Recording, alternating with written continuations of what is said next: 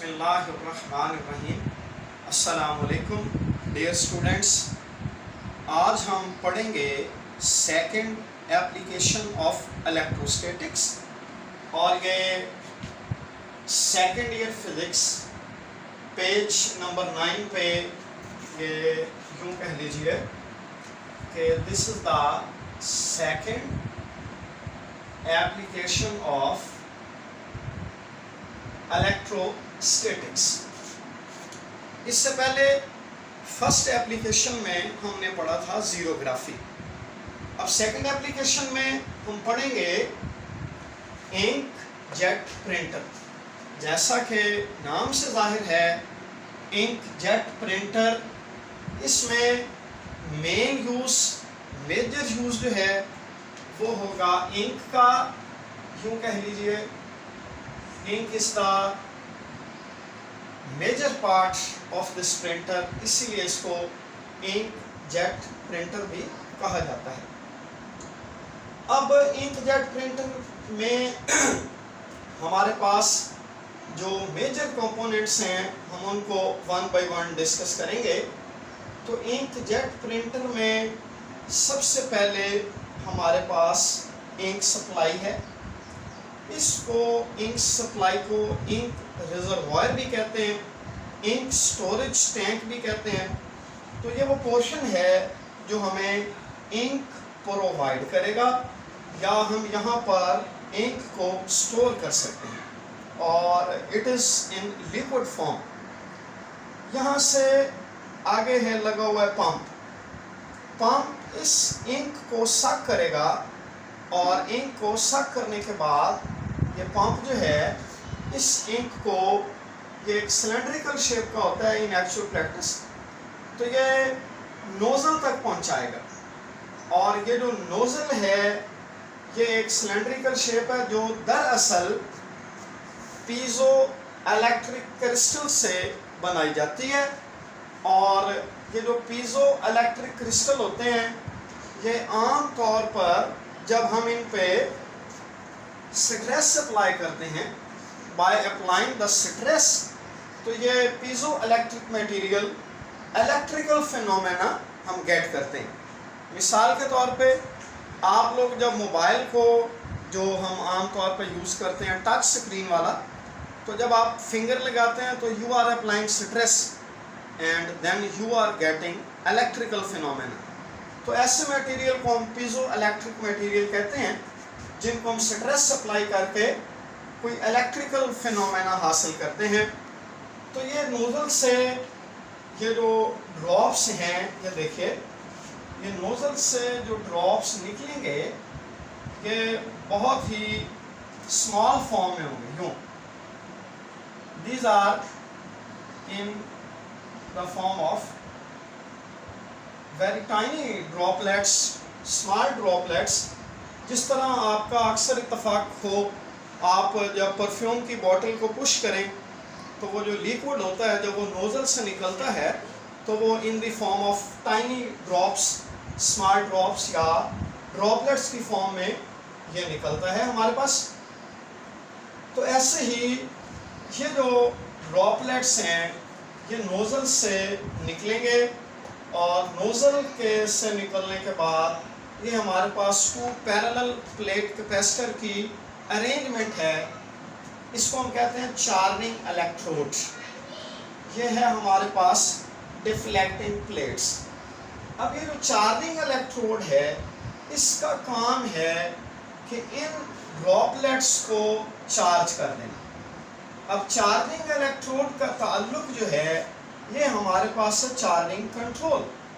Charging electrode को charging control से control किया जा रहा है, और इसका ताल्लुक जो आगे कंप्यूटर के साथ है, जहाँ से हमने कोई इंस्ट्रक्शन देनी है। इंस्ट्रक्शन फ्रॉम कंप्यूटर वो चार्जिंग कंट्रोल को दी जाएंगी, और ये जो चार्जिंग कंट्रोल है ये चार्जिंग इलेक्ट्रोड को चार्ज कर देगा। जैसे ही ये दोनों प्लेट्स चार्ज हो जाएंगी तो इनमें से गुजरने वाले ड्रॉपलेट्स जो हैं ये भी चार्ज हो जाएंगे। आपने मैट्रिक में पढ़ा था electrostatic induction by the method electrostatic induction, these tiny drops will also be charged.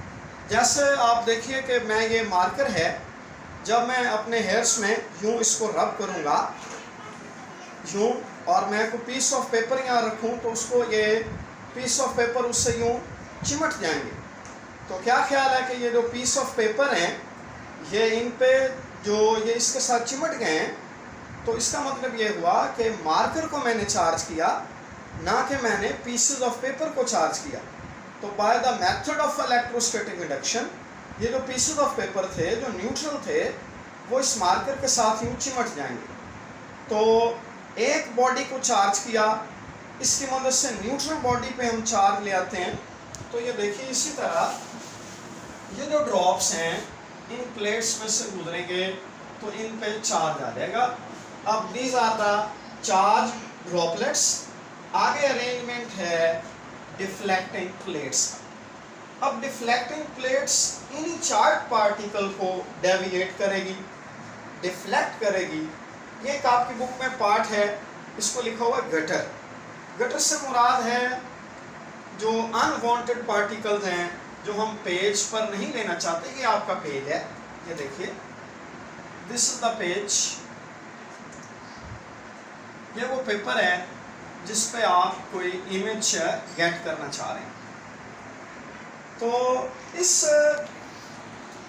ये जो ड्रॉप्स हैं ये चार्जिंग इलेक्ट्रोड ने इनको चार्ज किया, डिफ्लेक्टिंग प्लेट्स ने इन्हीं ड्रॉप्स को यूँ गटर की तरफ मोड़ दिया, और ये एक अरेंजमेंट होती है यहाँ से ये अनवांटेड पार्टिकल जो हम इस पेपर पे नहीं चाहते वो यहाँ से दोबारा उनको प्रोसेसिंग करके यूँ इंक रिजर्वायर में, इंक टैंक में, इंक सप्लाई में दोबारा लाया जाता है।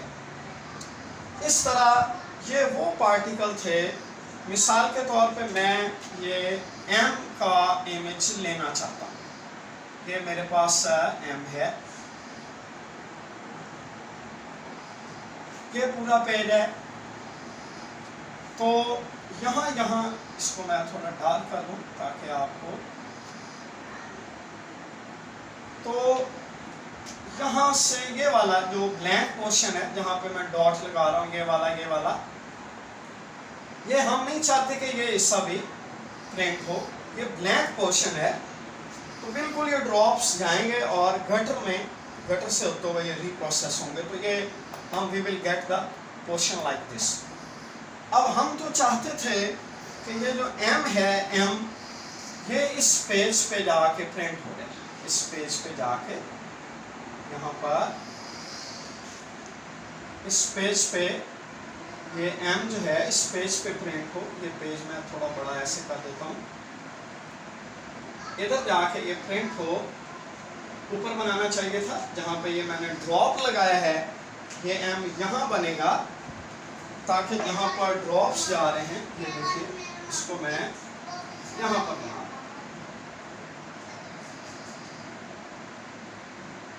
यूँ देखिए। तो ये मैं तो चाहता हूँ ये पेज पे जो M है ये इस पेपर पे ये प्रिंट हो जाए। तो इसके लिए मैं क्या करूँगा, फिर मैं ये जो चार्जिंग कंट्रोल है इसका ताल्लुक कंप्यूटर से है, मैं इसको डिस्कनेक्ट कर दूंगा। जैसे ही मैं इसको डिस्कनेक्ट करूंगा तो ये पार्टिकल जो चार्ज हो रहे थे ये चार्ज नहीं होंगे, ये अनचार्ज रह जाएंगे। और ये अनचार्ज पार्टिकल जब डिफ्लेक्टिंग प्लेट से गुजरेंगे तो ये डिफ्लेक्टिंग प्लेट से इनको डिफ्लेक्ट भी नहीं करेंगे, क्योंकि डिफ्लेक्टिंग प्लेट्स का काम था चार्ज पार्टिकल को कंट्रोल करना। अब डिफ्लेक्टिंग प्लेट्स इन जो अनचार्ज पार्टिकल हैं उनको डेविएट नहीं करेगी, उनको डिफ्लेक्ट नहीं करेगी। तो इस तरह ये जो अनचार्ज ड्रॉपलेट्स हैं ये सीधे जाके इस पेपर पे जाके स्ट्राइक करेंगे और इस तरह we will get the image on the paper. एक दफ़ा फिर सुनिए कि हमारे घरों में और ऑफिसेज में जो प्रिंटर यूज़ होता है वो इंक जेट प्रिंटर यूज़ होता है। इंक जेट प्रिंटर के साथ लेज़र प्रिंटर भी होता है। जिसमें हम लेज़र बीम को यूज़ करते हैं, और लेज़र प्रिंटर में हम हमारा जो फोटोस्टेट मशीन जो हमने कल पढ़ा था उसी तरह वर्क करता है, लेकिन हम पढ़ रहे हैं ink jet printer. Ink jet printer हमारे घरों में, ऑफिस में अक्सर इस्तेमाल होता है। इंक जेट प्रिंटर में इंक मेजर तौर पे इस्तेमाल होती है, और इसकी जो नोज़ल है, जब यहाँ से ड्रॉप्स निकलते हैं, और मैं ये बता दूं कि इसमें तकरीबन 400 नोज़ल होती है, और ये जो नोज़ल है ये बैक एंड फोर्थ मूव कर रही होती है हॉरिजेंटली नोज़ल जो है वो बैक एंड फोर्थ मूव कर रही होती है। आपकी बुक में एक लफ्ज़ आया है शटलिंग बैक एंड फोर्थ, तो शटलिंग बैक एंड फोर्थ मतलब moving, travelling back and fourth. ये नोज़ल जो है यूँ horizontally back and fourth move कर रही होती है। इसमें तकरीबन 400 के करीब नोज़ल होती हैं, और जो नोज़ल है तकरीबन 40,000 ड्रॉप्स, एक नोज़ल से 40,000 ड्रॉप्स निकल रहे होते हैं एक सेकंड में। तो ये इतना फास्टली वर्क करता है, 40,000 ड्रॉपलेट्स इन 1 सेकंड निकल रहे होते हैं।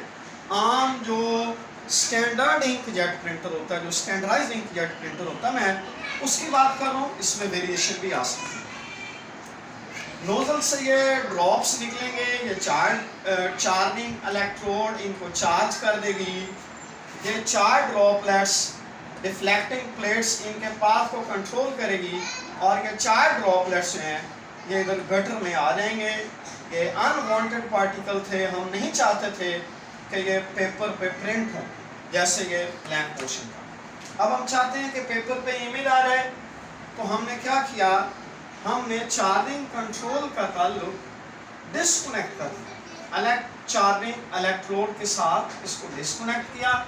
जैसे ही डिस्कनेक्ट किया, ये पार्टिकल अनचार्ज रह गए तो डिफ्लेक्ट भी नहीं होंगे। जब डिफ्लेक्ट नहीं होंगे तो मुड़ेंगे भी नहीं, and they will move straight, सीधे इधर जाके हिट करेंगे, and we will get the desired image.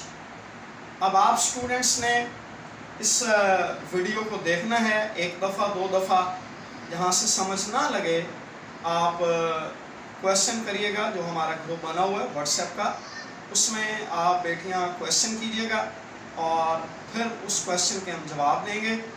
तो आप इसको दोबारा से देख लीजिएगा, कोई बात पूछनी हुई तो कल उसको हम डिस्कस करेंगे। ठीक है बेटे, अल्लाह हाफिज़।